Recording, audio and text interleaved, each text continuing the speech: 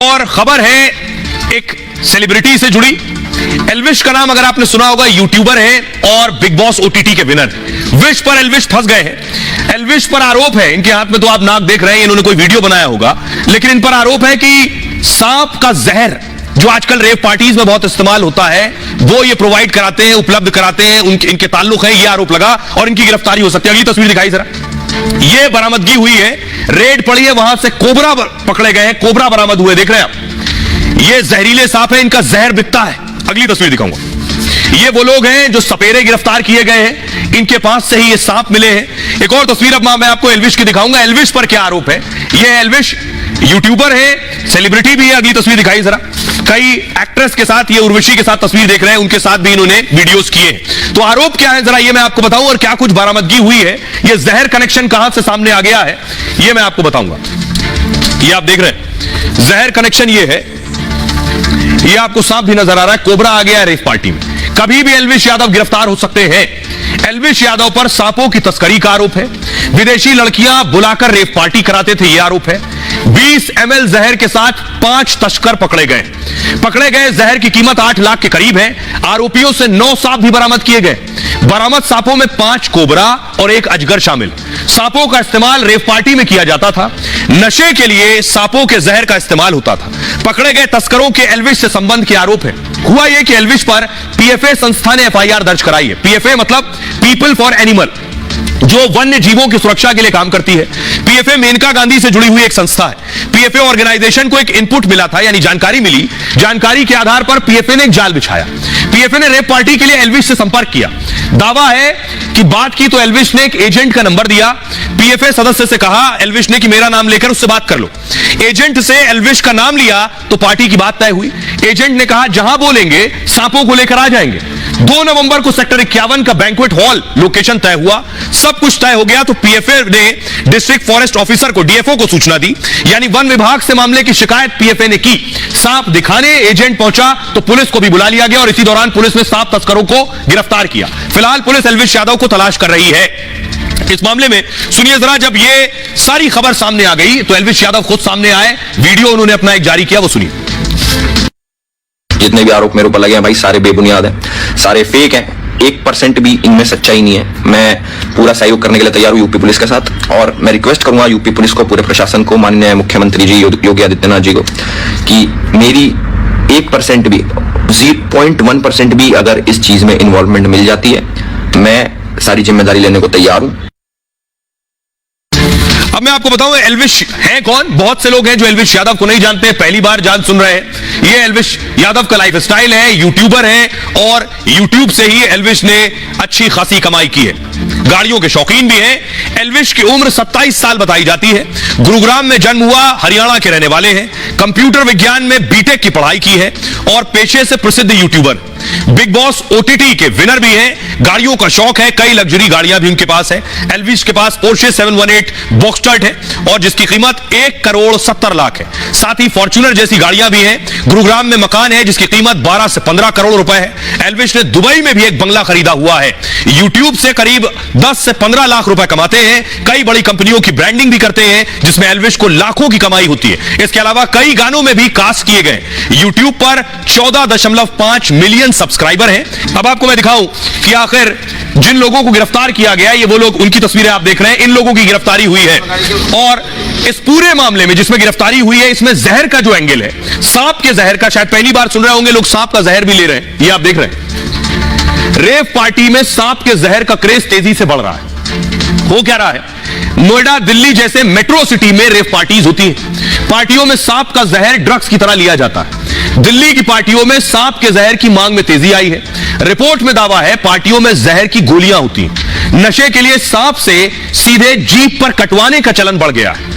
अधिक नशे के लिए कोबरा जहर का इस्तेमाल होता है। कारोबार कोबरा का जहर पाउडर में बदलकर नशा किया जाता है। पाउडर को ड्रिंक्स में मिलाकर इस्तेमाल किया जाता है। सांप के जहर की गोलियों की कीमत 25,000 से ज्यादा है। जहर से ड्रग्स बनाने वाले सपेरों से सांप खरीदते हैं। अंतर्राष्ट्रीय बाजार में सांप का जहर 4 करोड़ रुपए लीटर मिलता है। सुनिए क्या कुछ कह रहे हैं डीसीपी इस मामले में और मेनका गांधी। सांप अक्सर पहनता है, तो फिर ये सारे के सारे सांप इंडेंजर्ड स्पीशीज हैं, पाइथन्स हैं, कोबराज हैं, और इनको लेने के लिए, इस्तेमाल करने के लिए 7 साल की सजा है, संगीन जुर्म माना जाता है। बैंकेट हॉल उन लोगों ने जो लोग थे उन लोगों ने बुलाया था बैंकेट हॉल पे ही, इसलिए बैंकेट हॉल में ये लोग गए हुए थे और वहीं से जो ऑपरेशन हुआ वहीं से इस ऑपरेशन हुआ। खबरों में आगे बढ़ते हैं। आज की एक और बड़ी खबर है और हिला देने वाली खबर है। छत्तीसगढ़ के मुख्यमंत्री के लिए अच्छी खबर नहीं है। तस्वीर मैंने आपको दिखाई थी पिछले दिनों। महादेव ऐप के जो मालिक है सौरभ की शादी की तस्वीर थी दुबई की, जहां बड़े बड़े सेलिब्रिटी बॉलीवुड के गए थे शामिल होने के लिए।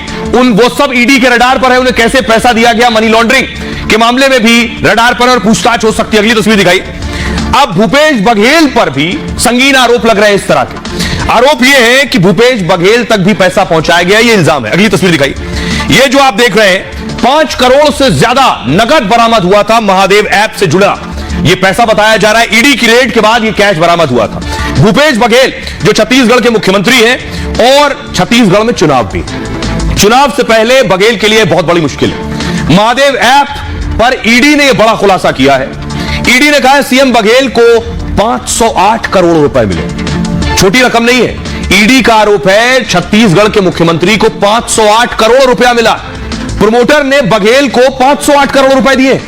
कैश कुरियर ने 508 करोड़ रुपए देने की बात कबूली है। और आपको बताऊं जो महादेव ऐप के प्रमोटर है वो भी छत्तीसगढ़ के। ईडी ने कैश कुरियर को गिरफ्तार किया है। कैश कुरियर का नाम असीम दास है और असीम दास से 5 करोड़ 39 लाख रुपए बरामद हुए हैं। महादेव ऐप एक ऑनलाइन गेमिंग ऐप है जिसके जरिए सट्टेबाजी होती है। ईडी मनी लॉन्ड्रिंग केस में इसकी जांच कर रही है। इस पर 5000 करोड़ की मनी लॉन्ड्रिंग का मामला है जिसमें कई बॉलीवुड सितारों के नाम भी शामिल हैं। और इस खबर आने के बाद से कांग्रेस पार्टी तिलमिला गई है। खबरों में आगे बढ़ते हैं। इस पे आगे आने वाले वक्त में और बहुत से पॉलिटिकल वार पलटवार भी होंगे।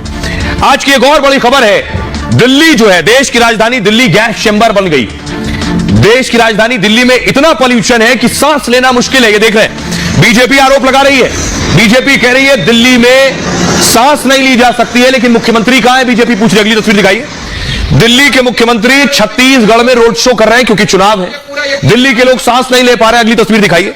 बीजेपी कह रही है दिल्ली में पॉल्यूशन का स्तर 500 AQI तक पहुंच गया। इतनी खराब स्थिति है, लेकिन बीजेपी पूछ रही है मुख्यमंत्री साहब कहां है। अगली तस्वीर दिखाइए।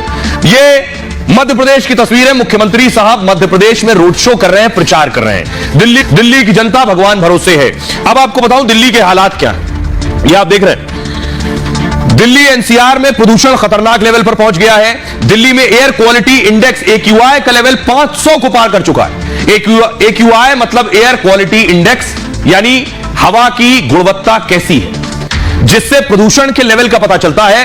और दिल्ली में प्रदूषण को देखते हुए ग्रैप 3 लागू हो गया है। वायु प्रदूषण गंभीर होने पर इसे लागू किया जाता है ताकि प्रदूषण को गंभीरता से निपटा जा सके। ग्रैप को ग्रेडेड रिस्पॉन्स एक्शन प्लान कहते हैं और सरकार ग्रैप को 4 लेवल में बांटती है, उसमें से 3 लागू कर दिया गया। तीसरा, हालात को देखते हुए ग्रैप 4 की आशंका जताई जा रही है। ऐसी स्थिति में कई नई पाबंदियां लगाई जा सकती है। दिल्ली सरकार ने प्रदूषण को देखते हुए एक मीटिंग बुलाई है। सुबह 7 बजे जब दिल्ली का AQI 464 था, तब खेत में जल रही पराली का योगदान इसमें 44%। दूसरी सबसे बड़ी वजह दिल्ली का ट्रांसपोर्ट है और वायु प्रदूषण में ट्रांसपोर्ट की भागीदारी 12% है। तीसरी वजह हरियाणा के झज्जर में थर्मल पावर प्लांट है। यह है इसकी वजह। जरा सियासतदानों को सुनिए वो क्या कह रहे हैं।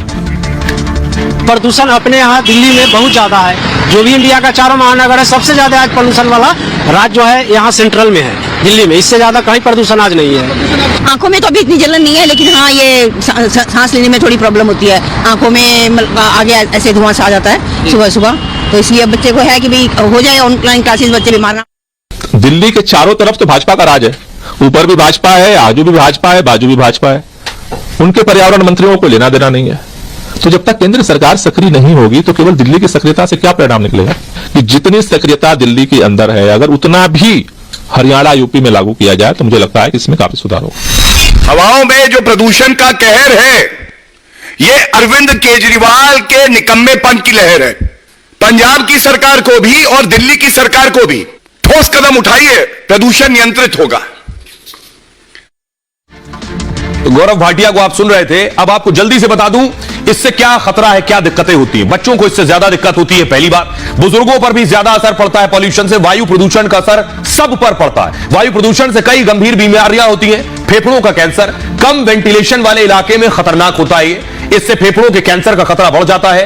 वयस्कों जो बड़े हैं, वयस्कों में 17% मृत्यु इस कैंसर में होती है। स्किन कैंसर का भी खतरा रहता है। स्किन पर रैशेस पड़ जाते हैं प्रदूषण से, खुजली की समस्या बढ़ जाती है। धमनी में कैल्शियम का निर्माण बढ़ जाता है, जिससे हार्ट सूजन का खतरा बढ़ जाता है और हार्ट अटैक या स्ट्रोक की संभावना बढ़ जाती है। शुगर